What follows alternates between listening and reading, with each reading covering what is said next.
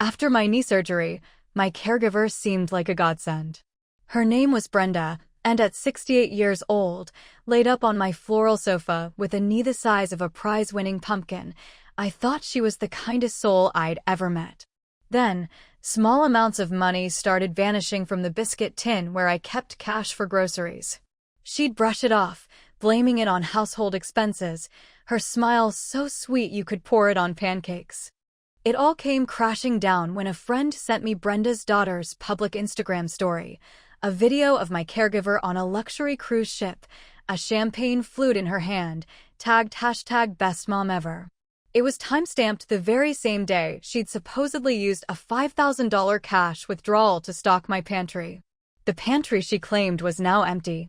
Quick pause, subscribe, hit like, and drop your city in the comments so I can say hi next time. It all started so innocently. My son, David, lives clear across the country in Oregon, and with my husband, Bill, having passed 3 years ago, I was on my own here in our quiet corner of Maple Creek, Pennsylvania. Total knee replacement is no joke, and David insisted I have professional help for the first couple of months. He's a good boy. He found a reputable agency, Senior Solutions, and they sent Brenda. Brenda was about 50, with warm eyes and hands that knew how to plump a pillow just right. She arrived my first day home from the hospital, walking into my life with the scent of cinnamon on her coat and a casserole dish in her arms.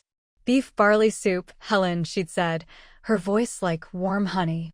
Guaranteed to knit bones back together. For the first few weeks, she was my shadow and my salvation. She'd help me to the bathroom, manage my dizzying schedule of medications from the plastic pill organizer, and sit with me through long afternoons of physical therapy exercises, counting out the leg lifts with endless patience. We'd talk for hours. I told her about Bill, about raising David, about my prize-winning hydrangeas. She told me about her daughter, a student at the local community college, and the struggles of being a single mother. "It's all for her, Helen," she'd say, wiping down my kitchen counters until they gleamed. "Every penny goes to giving that girl a better life." How could I not warm to a woman like that? I started thinking of her less as an employee and more as a friend. She praised my quilting, calling the half-finished log cabin pattern on my sewing frame a masterpiece. I even taught her my secret for a flaky pie crust, a recipe passed down from my grandmother. It felt nice. It felt like I wasn't so alone. The first odd thing happened about a month in. I keep a blue and white Royal Dansk biscuit tin in my pantry for household cash. I usually stock it with $200 at the beginning of the month for small expenses, the farmer's market, paying the boy who mows the lawn, things like that. One afternoon, I asked Brenda to grab $40 from it to pay for a prescription delivery. She came back a moment later, her brow furrowed. "Helen, there's only about $60 in here. Are you sure you didn't use some of it for something else?" I was certain I hadn't. I hadn't left the house in weeks. But the surgery medication did make me feel foggy sometimes. "Oh," I said, feeling a flush of embarrassment. "Maybe I did. My goodness, this mind of mine." She patted my hand. "Don't you worry about a thing. It happens to the best of us. I'll use my own card for the prescription and you can pay me back when you get a chance." The offer was so kind, so considerate, that it erased any sliver of doubt from my mind. In fact, it made me feel guilty for even having that doubt in the first place. She was just trying to help. A week later, it was a piece of jewelry. A small sapphire pinky ring that Bill had given me for our 10th anniversary. I didn't wear it often, but I kept it in a little ceramic dish on my dresser. I went to look at it one day, just to touch it and remember him, and the dish was empty. I searched everywhere. I got myself so worked up, my knee started to throb. Brenda found me in tears, clutching my walker in the middle of my bedroom. "What is it, sweetie?" "What's wrong?" she asked, her voice laced with concern. When I told her, she immediately started helping me look, pulling out drawers, checking under the bed. After half an hour, she sighed and put her arm around my shoulders. "Helen, honey, are you sure you didn't put it somewhere for safekeeping? Sometimes when we're not feeling ourselves, we tuck things away and forget." She gave me a sympathetic look. "You've been through a lot. The anesthesia can really scramble your thoughts for a while." Her explanation was so plausible.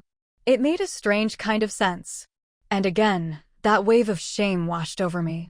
Here she was, trying to comfort me, and my first thought had been suspicion. What kind of person had I become? I convinced myself she was right. I'd probably find it in a coat pocket come winter and have a good laugh about it. But the odd occurrences started to stack up like mismatched Tupperware. The agency required me to pay Brenda directly for any groceries or expenses she covered, and I was to keep the receipts. Her trips to the grocery store became more frequent, and the amounts seemed to be creeping up. I'd give her $100 in cash from the biscuit tin, and she'd come back with a few bags of groceries and maybe $20 in change. The receipts she gave me were always crumpled, sometimes coffee-stained, and the totals seemed high for what was in the bags. Goodness, Brenda, did the price of eggs go up to $10 a dozen? I joked one day, looking at a receipt from Kessler's Market. She didn't laugh. She just sighed dramatically. It's this inflation, Helen. It's hitting everyone. I try to get the sale items, I really do, but it's just impossible these days. She looked so weary, so burdened by the world, that I immediately felt bad for questioning her. She was out there fighting the good fight in the grocery aisles for me, and I was here on the sofa quibbling over a few dollars. Things came to a head the first week of October. My grandson, Michael, was turning 16, and I wanted to send him a special gift. David had told me he was saving up for a used car, so I decided to send him a check for $500. I kept an emergency fund, a crisp stack of $100 bills, tucked inside an old copy of Pride and Prejudice on my bookshelf. I'd had it there for years. I asked Brenda to grab the book for me. She brought it over, and I opened it to the hollowed-out section. It was empty. Not just the cash. The hollow itself was filled with old newspaper clippings. My blood ran cold. Brenda, I said, my voice barely a whisper. The money is gone. She gasped, her hand flying to her chest. What? No. Helen, that's impossible. She looked frantically around the room, as if the thief might still be lurking behind the curtains. Have you had any other visitors? The mailman? That physical therapist? No, I said, my heart pounding. Just you. The words hung in the air between us, ugly and undeniable. Her face, which had always been so open and warm, hardened into a mask of pure indignation. Are you accusing me, Helen? After everything I've done for you? I've treated you like my own mother. Tears welled in her eyes. I thought we were friends. How could you think I would steal from you? You must have moved it. Like the ring. Your memory isn't what it used to be. It's okay, it's not your fault, but you can't go around accusing people of things they didn't do. The force of her denial threw me completely off balance. She twisted it around so fast, I was the one who felt like I'd done something wrong. The tears, the hurt in her voice, it was a masterful performance. I found myself apologizing to her. I'm sorry, Brenda. You're right. I'm just so flustered. I don't know what I must have done. I felt foolish and cruel. And most of all, I felt scared. Was my mind really slipping that badly? Stay till the end, I'll show the truth. The final act began the following week. It was a Thursday morning, gray and drizzly. I was attempting to pay some bills online, but my bank's website kept flagging my login attempts as suspicious. Frustrated, I finally called their customer service line.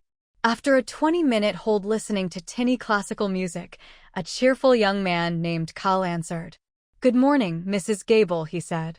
I see the security flag. It looks like it was triggered by a large cash withdrawal made yesterday at our Northwood branch. My stomach dropped. Northwood? I haven't been to that branch in years. I haven't left my house in 2 months. How much was the withdrawal? I could hear him tapping on his keyboard. One moment. Here it is. It was a counter withdrawal for $5,000, ma'am. Made yesterday afternoon at 3:15 p.m. $5,000. I felt the room tilt. The biscuit tin was one thing. Even the emergency cash hurt. But this was from my savings. My actual, hard-earned nest egg. Kyle, I said, my voice trembling. That wasn't me. Someone has stolen my money. Just then, Brenda came in from the kitchen with a cup of tea for me. She saw the look on my face and rushed to my side. Helen, you're pale as a ghost. What's wrong? I held up a hand, my eyes wide, still listening to Kyle on the phone as he transferred me to the fraud department. I explained the whole situation again to a stern-sounding woman named Maria. Brenda hovered over me, her face a perfect portrait of concern, stroking my arm and murmuring, "Oh, you poor thing. This is just awful." When I hung up, Brenda immediately took charge. "Don't you worry, Helen. We will sort this out. Your card must have been compromised. Did you use it online for anything? It happens all the time. Scammers are everywhere." She seemed genuinely horrified on my behalf. "Look, you're too upset to deal with this right now. Tomorrow is Friday. I'll go to the bank for you first thing in the morning and pick up all the paperwork you need to fill out. You just rest." She helped me into bed, fluffed my pillows, and told me not to think about it for another second. Her kindness was like a balm, and yet a tiny, cold knot of suspicion was starting to form in my gut. I told myself I was being paranoid. She was trying to help. The next day, Friday, she was all efficiency. She made a list, confirmed the bank's address, and promised to call me the moment she had the fraud affidavit forms. She also mentioned she'd be taking the weekend off. "My mother down in Harrisburg has taken a turn for the worse," she said, her eyes welling up again. "I have to go be with her. I feel terrible leaving you, but family has to come first, you know." She hugged me goodbye, a long, lingering hug that felt strangely final. I spent Friday and Saturday in a fog of anxiety, replaying every conversation, every missing $20 bill, every crumpled receipt. I felt like I was going crazy, toggling between an absolute certainty that Brenda had robbed me blind and a deep, mortifying fear that she was right, that my mind was failing, that I was becoming a paranoid old woman who couldn't remember where she put her own money. On Saturday evening, the phone rang. It was my friend Carol from my quilting circle. We chatted for a few minutes about her new grandson and the disaster that was our church bake sale committee. Then she said, "I hope Brenda's feeling better, by the way." I was confused. "Brenda? Why? Is she sick?" There was a pause on the line. "Oh, well, her daughter posted something on Instagram yesterday about her mom needing a vacation because she'd been working so hard she'd gotten run down. I just assumed she was under the weather." My hand tightened on the receiver. "Her daughter posted that? When?" "Yesterday, I think," Carol said. "My granddaughter follows her, and she was showing me the pictures. Said something about a surprise trip to thank her amazing mom." After I hung up with Carol, my heart was jackhammering against my ribs. Instagram. I didn't use it myself, but I knew David did. I called him immediately, my voice shaking so much I could barely get the words out. I told him everything, the small thefts, the missing ring, the $500 book stash, and now this $5,000 withdrawal. And then I told him what Carol said. "Dad's old tablet is in his desk drawer, Mom. Can you get it?" David's voice was calm, but I could hear a hard edge to it. "Let's see what we can find." It took me 10 painful minutes to get to the desk with my walker, but I found the tablet. I booted it up and, with David's instructions, managed to navigate to the Instagram website. I typed in the name of Brenda's daughter. Her profile was public. And there it was. The most recent post was a video, uploaded 26 hours ago. The thumbnail showed Brenda, sunglasses perched on her head, her face beaming. She was standing on the deck of a massive cruise ship, a brilliant blue sea sparkling behind her. In her hand was a champagne flute. The camera panned around to show people laughing and dancing by a pool. The caption was filled with heart emojis, surprising the best mom in the world with a much-needed getaway. She works so hard taking care of everyone else. It's time someone took care of her. Hashtag best mom ever, hashtag cruise life, hashtag surprise. Beneath the caption were two small, damning pieces of text. The first was a geolocation tag, Port of Miami, Florida. The second was the timestamp. Uploaded Friday, 4 p.m. Friday. The day she was supposed to be at my bank. The day she was supposed to be driving to Harrisburg to care for her dying mother. Instead, she was boarding a luxury cruise, paid for with my money. My life savings. It wasn't a vacation to thank her for working hard. It was a victory lap. And I had paid for the ticket. Staring at the screen, at Brenda's triumphant smile against the backdrop of a stolen fantasy, I felt no more confusion. The fog of doubt that she had so carefully cultivated evaporated, replaced by a cold, clear, crystalline rage. I wasn't losing my mind. I was being robbed by a con artist who was now toasting her success with my money. She had not only taken my cash and my late husband's treasures, she had tried to steal my sanity too. Mom? Mom, are you there? What do you see? David's voice crackled through the phone speaker. I see her, honey, I said, my voice dangerously calm. She's on a cruise ship. In Miami. I took a screenshot. Then another. Then I used the tablet's screen record function, just like David showed me once, and made a video of myself scrolling through the daughter's entire public profile, capturing the damning post and all the fawning comments underneath it. Evidence.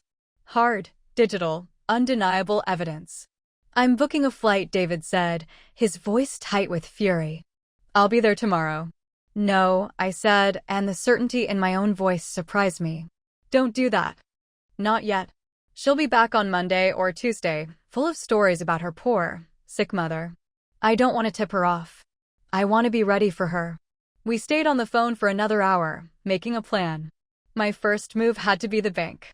On Monday morning, I didn't wait for Brenda. I used a car service for the first time since my surgery and went to the main branch downtown, not the one in Northwood. I asked to speak to the branch manager, a woman named Patricia who had known my husband for years.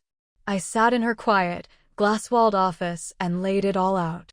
I told her about Brenda, the small thefts, and the final, staggering withdrawal. Then I pulled out Bill's old tablet and showed her the Instagram video. Patricia watched it, her expression hardening from professional concern to outright anger. The geolocation tag says Miami, I pointed out. The timestamp is Friday afternoon. This withdrawal happened on Thursday. She used my money to take a vacation she claimed was a surprise gift from her daughter.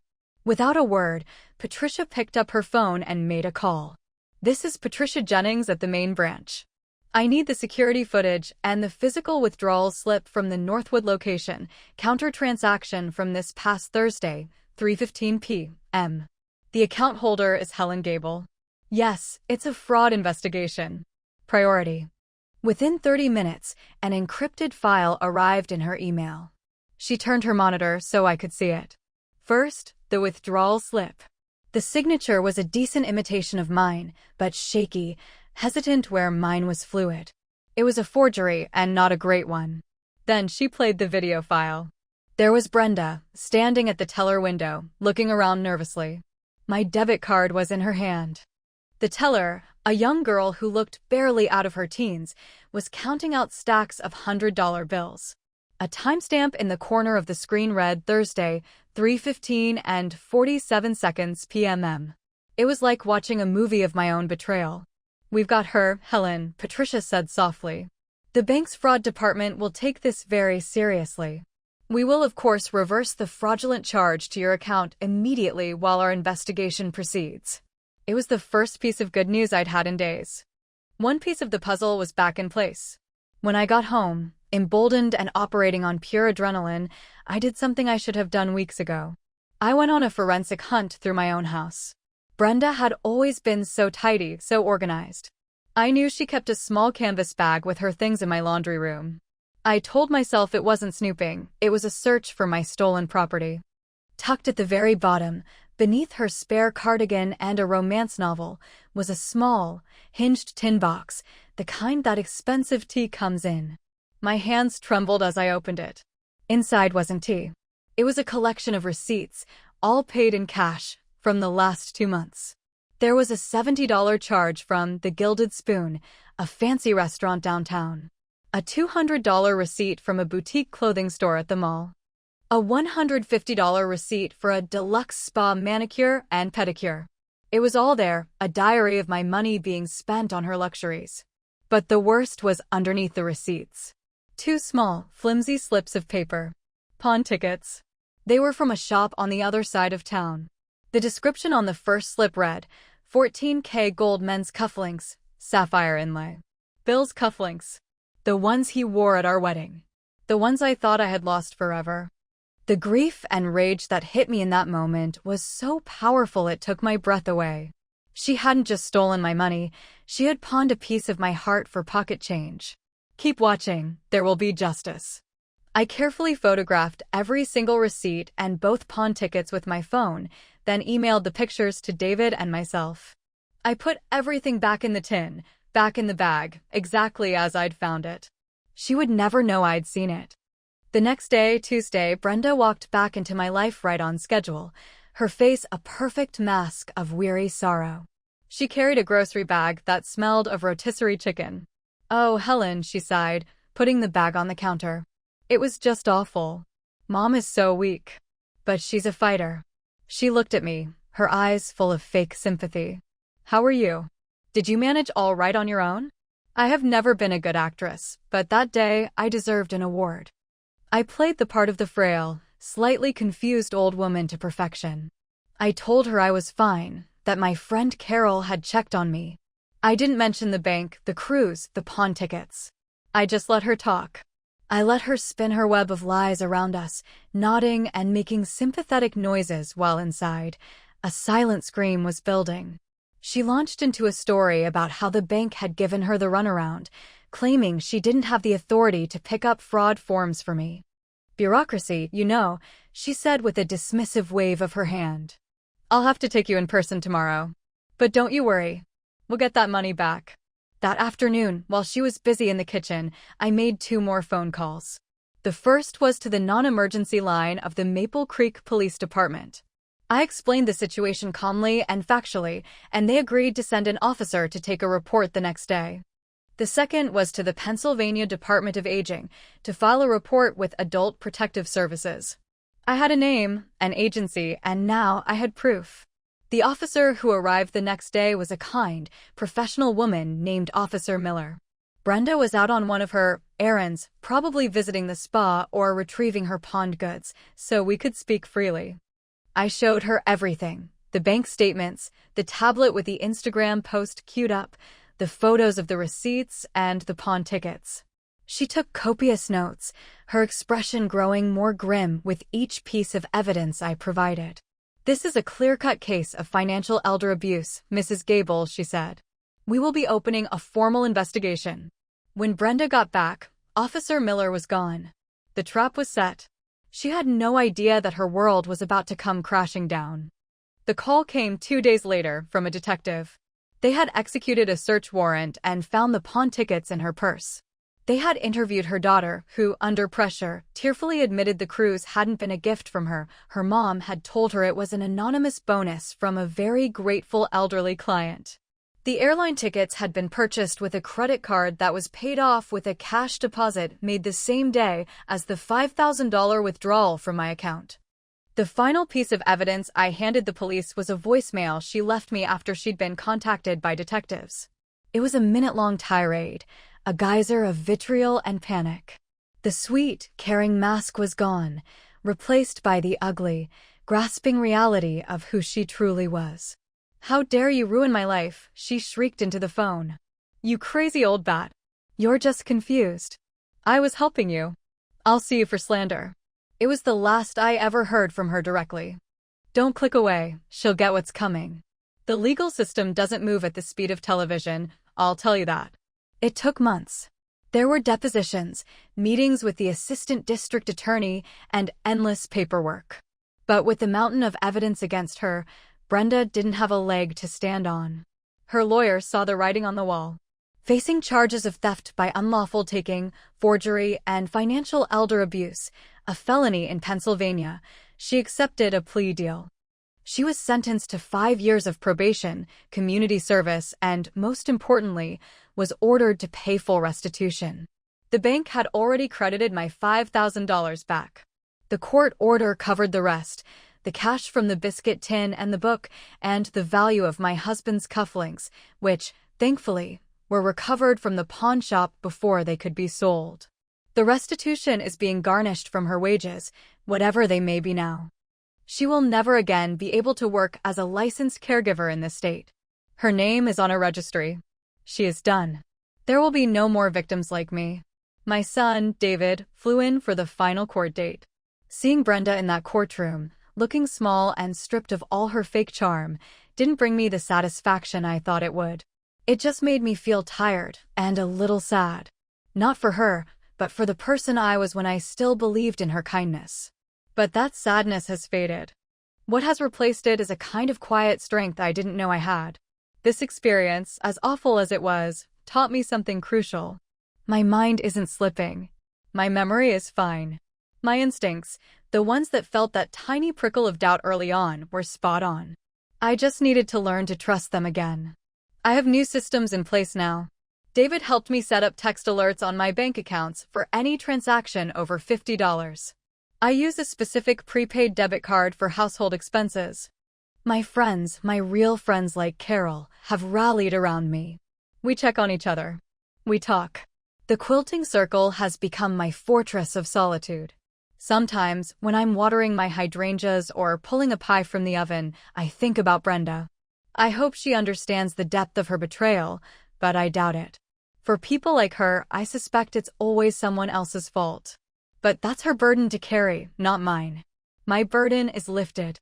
My knee is healed, I'm walking without a cane, and for the first time in a long time, my house feels like it's truly my own again. This whole thing was a nightmare, but I woke up. And for any woman out there my age who feels a little vulnerable, a little unseen, let me tell you this: you are stronger and smarter than anyone gives you credit for. Trust your gut. It won't steer you wrong. Your watch to the end. Be click here. You will hear another story from my grandma.